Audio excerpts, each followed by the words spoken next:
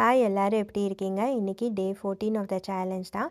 இன்றைக்கி சண்டே டே ரொம்ப ஸ்லோவாக தாங்க ஆரம்பிச்சது. லேட்டாக தான் எழுந்தோம். எல்லாமே லேட்டாக தான் நடந்துச்சு.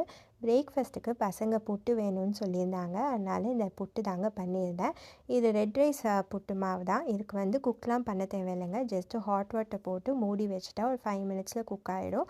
அதுக்கப்புறம் நீங்கள் ஸ்வீட் புட்டோ கார புட்டோ என்ன வேணுமோ பண்ணிக்கலாம். ஸ்வீட் புட்டுக்கு ஜஸ்ட்டு தேங்காய் ஜாகரி போட்டு மிக்ஸ் பண்ண வேண்டியதான்.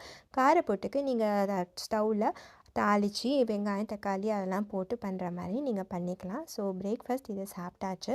லஞ்சுக்கு எல்லாருக்குமே கிச்சடி மாதிரி தாங்க பண்ணியிருந்தேன். நிறைய வெஜிடபிள்ஸ் போட்டு அது சாப்பிட்டாச்சு.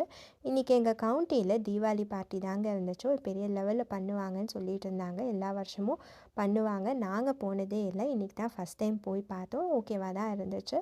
ஸோ அங்கே ஃபோட்டோஸ்லாம் சில எடுத்துகிட்டு டின்னரும் அங்கே சமோசா சாட்டு அந்த மாதிரி நிறைய வச்சுருந்தாங்க. நாங்கள் கொஞ்சோண்டு சாப்பிட்டுட்டு வந்தாச்சு.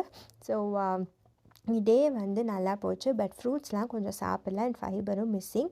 ஸோ ஹோப்ஃபுல்லி இந்த வீக் நான் டேலி பண்ணிடுவேன்னு நினைக்கிறேன். ஸோ 2 வீக்ஸ் சூப்பராக போச்சு. உங்களுக்கு எப்படி போச்சுன்னு சொல்லுங்கள்.